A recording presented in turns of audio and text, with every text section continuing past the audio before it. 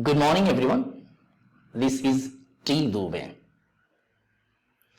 and before I say anything about today's class, you must have understood what we are going to discuss.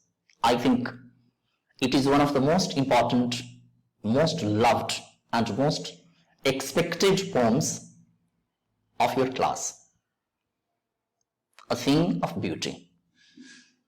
Okay, so let us begin our discussion in this way. So far as the word beauty is concerned, it remains at everyone's lips. But try to find out answer to this question. What do you mean by a thing of beauty?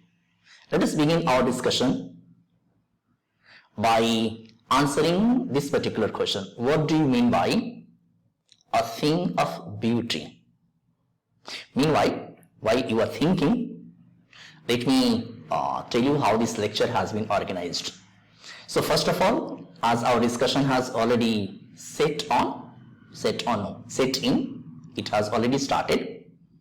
So first of all, we will be discussing this title, followed by something about John Keats, and then we will be discussing the central idea of this particular poem, followed by line explanation of it. Then you will be provided poetic devices and their uses, followed by a summary, and then finally we will be analyzing this particular poem. So this is the arrangement of today's lecture as usual. And by now I think you must have come up with your answer, what a thing of beauty is. You can say everything that is pleasant to look at, good to look at. For example, I don't know whether I am beautiful, but we will say that, sir, beautiful is not used for males. It is not correct. Handsome is used. Fine, I accept, but it is also used in some context. Anyway, I am not talking about myself. I would like to talk about you. Or anything that you feel is beautiful. Think and keep your answer by the time we reach to the discussion of this poem. So, a thing of beauty, very famous line, very famous quote. You will find it being used in speeches, in discussion. What did John Keats mean by this title? But before I give you answer to this particular question, let me take you to something about John Keats. Look at the first paragraph. As written here in front of you, John Keats, one of the most renowned English romantic poets, was born on October 31st, 1795 in London, England, and tragically passed away, that means died at the tender age of 25 on February 23, 1821. Despite his brief life, Keats left an indelible mark. Indelible, that means that cannot be deleted, that cannot be erased, that cannot be removed, on English literature with his profound and evocative poetry. Look at the next stanza. Keats was a key figure in the second generation of romantic poets. Let me explain you this phrase. So far as the first generation of romantic poets or romantic age in England is concerned, it was Shakespearean period. And therefore, the second generation of romantic poets were William Wordsworth, P.B. Shelley, John Keats. So he belongs to the second generation of romantic poets, along with Lord Byron, P.B. Shelley, S.T. Coleridge. So these were the poets that belong to the second generation of romantic poet. So his poetic journey, second line from the second paragraph, his poetic journey began in earnest in 1816 when he started to write poetry inspired by nature beauty. Remember this word, by nature, beauty and the supernatural. So these three themes dominate Keats' works. Now the next line. His work is characterized by rich sensual imagery and a deep exploration of human emotions. Moving on to the next. Some of his most famous poems include Ode to a Nightingale, Ode on a Grecian Urn, and to Autumn, all famous for their lyrical beauty. Renowned, celebrated poems, famous and known for their lyrical beauty and introspective depth. These poems, Ode to Nightingale, Ode on a Grecian Urn, and to Autumn, often explore themes of mortality, transience, and the enduring power of art. Moving on to the next paragraph. Keats' life was marked by personal hardships, including the loss of his parents and younger brother to tuberculosis, the same disease that would claim his own life. That means Keats died of tuberculosis. Despite his struggles and the critical indifference he initially faced, he continued to write, producing a remarkable body of work. The last stanza about his life. Today, John Keats is considered or celebrated as one of the greatest poets in the English language. Remember, known for his mastery of poetic form and his ability to capture the profound beauty and complexity of the human experience. His legacy endures not only through his poetry but also through the enduring influence he had on subsequent generations of poets and writers. The last line means that when we are talking about his poetic legacy, then it is not only through his poetry, his poem, that is lasting, but he has influence, he's left influence through on the poets and writers of succeeding generations after his time. So this beautiful line about this poet who died very young is worth keeping in mind. So this is a little about the poet, and after that let us move on to the central idea of this particular work. Now here we are with the answer to the question. If you remember, I started my discussion with a question. What do you mean by a thing of beauty? So in order to find out answer to this particular question, what do you mean by a thing of beauty? Here is your answer. Look on the screen and you can very well understand what the poet wants to convey to us. So the central idea of John Keats' poem, A Thing of Beauty, is the enduring power of beauty to bring joy. Very, very important phrase. So it's the enduring power of beauty to bring joy. What do you mean by the phrase enduring power? Long-lasting power, permanent power, perpetual power to bring joy and solace to human existence. What do you mean by the word solace? Means comfort. Comfort. Keats begins by asserting, second line, Keats begins by asserting that anything beautiful is a source of perpetual joy. Memorize this line. Anything beautiful is a source of perpetual. The word perpetual means permanent, everlasting. So anything beautiful is a source of joy. He argues that the loveliness of beautiful things only grows with time and never fades into oblivion.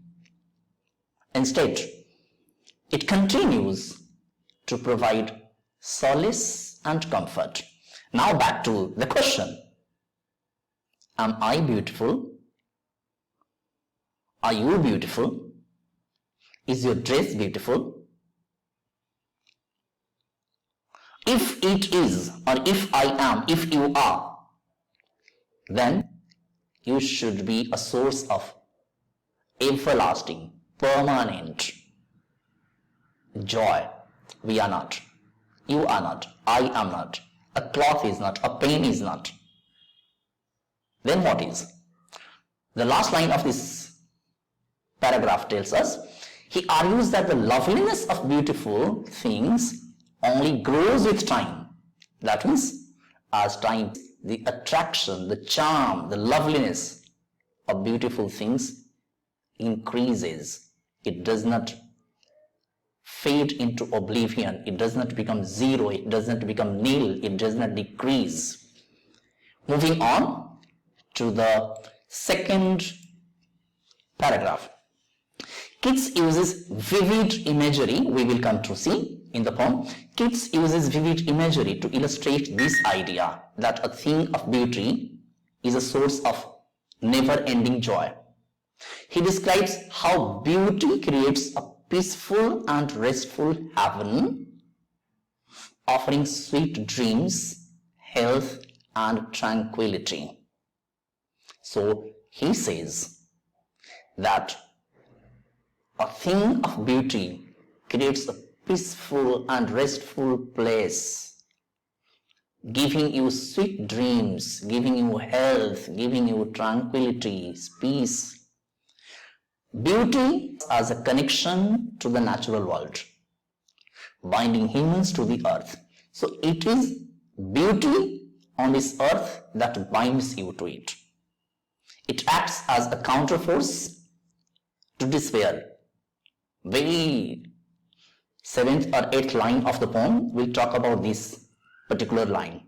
Inhumanity and the dark aspects of life.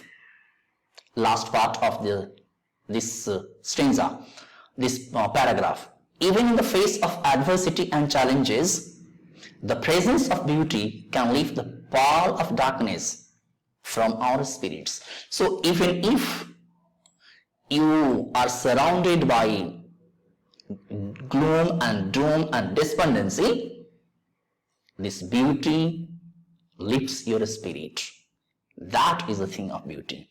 Moving on to these two paragraphs that you can see in front of you. The poem extends the concept of beauty beyond the aesthetic, encompassing elements of nature, encompassing means including elements of nature, art and imagination. He says that the sun that shines, the moon, trees, daffodils, and stories of heroism of Mahatma Gandhi, of Guru Nanak Dev, of Jesus Christ, and all those people who served humanity, heroism, are examples of this endearing beauty. Keats suggests, I'm here, keep your thinking and mind. Keats suggests that these beautiful things offer a source of inspiration and solace, akin to an endless fountain, that means similar to an endless fountain of immortal drink that flows from heavens. So he says that the stories of beautiful things offer a source of inspiration and they give us solace, and they're similar to an endless fountain. You must have seen fountain flowing from the ground, water coming up. So it is an endless fountain of immortal drink that flows from the heavens. Look at the last stanza. In essence, a thing of beauty celebrates the timeless and transformative nature of beauty, portraying it as a constant in an ever-changing world and as a source of spiritual nourishment and renewal for humanity. So it means it is a constant and ever-changing world that serves as a source of a spiritual nourishment. Our spirit is nourished and humanity is renewed. Our joy, our feelings never comes to an end, our energy never comes to an end because of these things of beauty. The sun, the moon, the trees, the daffodils, stories of heroism of our people. All these are things of beauty. Hope you must have understood the central idea, and then when we move on to the explanation, things will become clearer. So let us move on to the line by line explanation of this poem. Now, after I have explained the central idea of a thing of beauty, it's time to understand this poem line by line. Look at the first stanza. A thing of beauty is a joy forever. Its loveliness increases, it will never pass into nothingness, but will keep a bower quiet for us and a sleep, full of sweet dreams and health and quiet breathing. Hope you must have understood, and this is the explanation. Let me explain so that you can see it. So in this poem, in this stanza, Keats begins by stating that anything beautiful brings lasting happiness and delight. Meaning of the first line. A thing of beauty is a joy forever. So Keats begins by stating that anything beautiful brings lasting happiness, everlasting happiness and delight. Delight means again happiness. Beauty in this context is not fleeting. Here the word fleeting means of short time, short term, transient, but endures over time. That means lasts for longer period of time, forever. Next line. He suggests that the attraction of a thing of beauty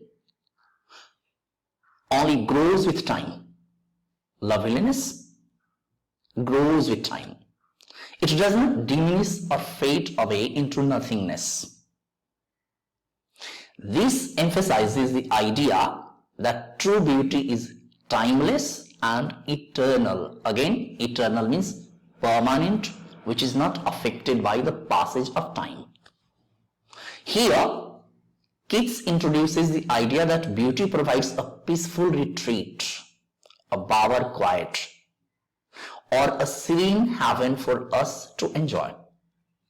It offers solace and tranquility. Keats continues to describe the benefits of encountering beauty. Last line from here, it not only provides a peaceful environment, sleep full of sweet dreams, but also contributes to one's overall well-being, health, and a sense of calm and relaxation, quiet breathing. So hope this moving on to the next stanza. Therefore, on every morrow means every day, we are weaving means weaving, knitting, a flowery band to bind us to earth, spite of despondence. Spite means here in spite of despondence of the human dearth. Dearth means lack of noble natures, of the gloomy days, of all the unhealthy and overdarkened ways made for our searching. Yes, in spite of all. What it means? It means this. Keats suggests that as a result of the enduring joy and inspiration that beauty provides, people are compelled to create and celebrate beautiful things every day, on every morrow. The imagery of weaving a flowery band symbolizes the human tendency to adorn life with beauty and to connect with the natural world, bind us to earth. Keats acknowledges the presence of various challenges and adversities in life, including feelings of hopelessness, a lack of virtuous individuals, inhuman dearth of noble natures, and difficult or dark times. Despite these obstacles, Keats emphasizes that human beings still strive to find and appreciate beauty. In spite of all, it is as if the pursuit of beauty is a form of resilience, a way of overcoming the hardships of life. Now moving on to the next stanza. Now look at the third stanza. It's very simple to understand, rather I should say easy, because in this stanza he is talking about the examples. What are the examples of things of beauty? So you can easily understand. Some shape of beauty moves away the pall, such as the sun, the moon, trees old and young sprouting a shady boon. For simple sheep and such are daffodils, with the green world they live in and clear rills, that for themselves a cooling cupboard make. What does it mean? The explanation is written here so that you can keep it as notes. So Keats suggests that encountering something beautiful can dispel the darkness and gloom that can sometimes shroud our spirits. Beauty has the ability to bring light and positivity into our lives. Third line, he lists various natural elements that have a soothing and comforting effect on our souls. What are the examples?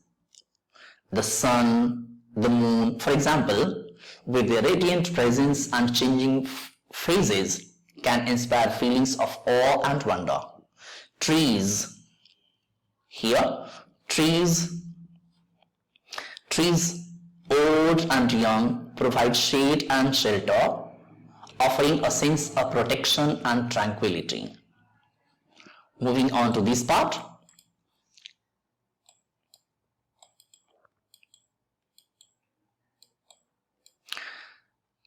Let's begin from here. The reference to simple sheep, this has been used in the stanza. So what does it mean? Highlights how even the most basic and innocent creatures benefit from the beauty of nature. Keats continues to provide examples of nature's beauty. Daffodils with their vibrant yellow blooms, and emblematic of the beauty that surrounds us in the natural world.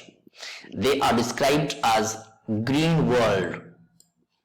Now, emphasizing the interconnectedness of various elements of nature.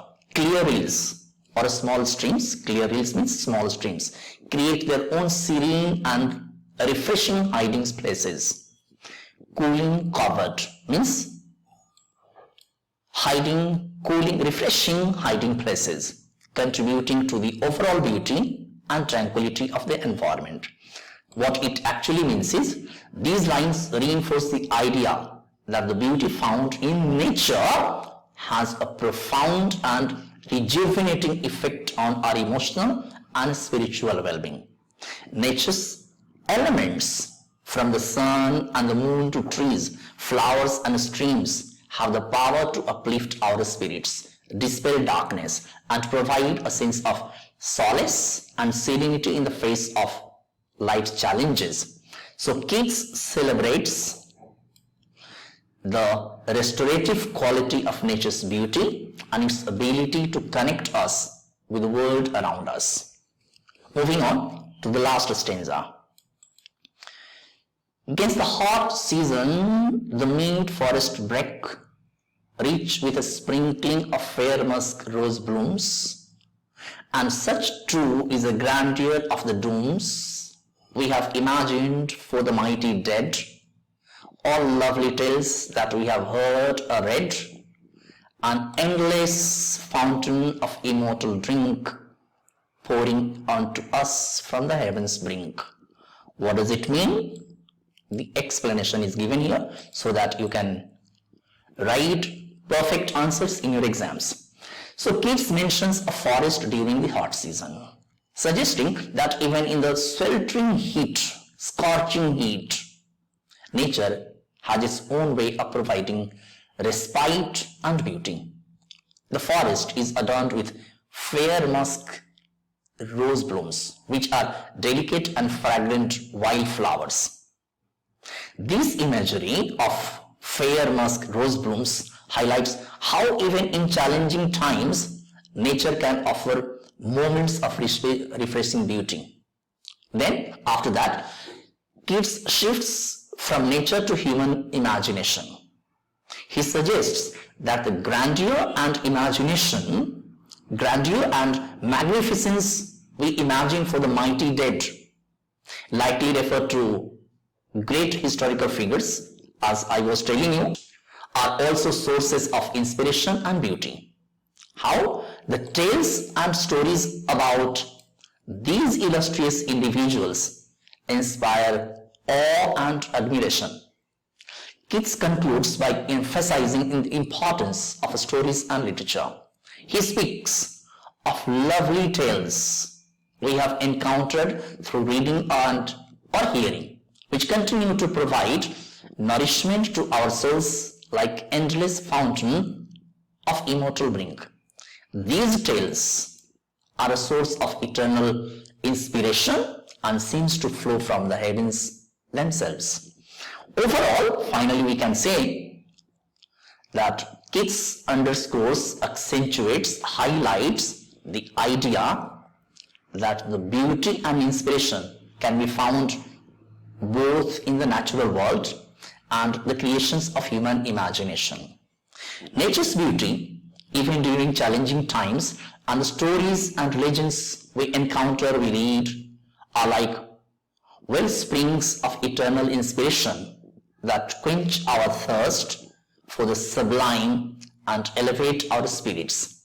Keats invites us to appreciate the endless beauty and inspiration that surround us in the world and in the stories we tell and hear. So hope you must have understood the explanation. If anything is left, so it will be cleared by this summary. You must keep it in mind. So in the summary, what we come to know that A Thing of Beauty by John Keats is a reflective and celebratory poem that extols, the word extols means praises, appreciates the enduring and transformative power of beauty. Keats opens by asserting that beauty brings perpetual joy. A thing of beauty is joy forever, and its loveliness only grows over time, never fading into obscurity. He describes beauty as a source of solace and tranquility, providing sweet dreams, health, and a sense of calm. The poem suggests that beauty creates a connection between humanity and the natural world, allowing people to celebrate it every day, despite the challenges and darkness they may encounter. Beauty has the remarkable ability to dispel the gloom from our spirits. And the last two paragraphs, Keats provides examples of sources of beauty in nature, from the sun and moon to trees, daffodils, clear streams. He extends the concept of beauty to include human destinies for great historical figures and the enchanting tales and stories humans have encountered, all of which serve as an eternal source of inspiration and renewal. In essence, A Thing of Beauty celebrates beauty as ever-present, timeless force that brings joy, uplifts the human spirit, and offers a connection to the natural world and the imagination. It emphasizes the enduring impact of beauty on human existence and its ability to provide solace and inspiration even in the face of adversity. So I have just read out this summary. What you have to do is, wherever you feel that you need to revise it, just pause it, revise it, present it, and it is more than enough material to score 100% marks or understand this poem thoroughly. So far as the other parts of the discussion is concerned, it is not required. Of course, you may discuss poetic devices, okay, that I'll be posting or I will be including on demand. So it's all in this section of this poem.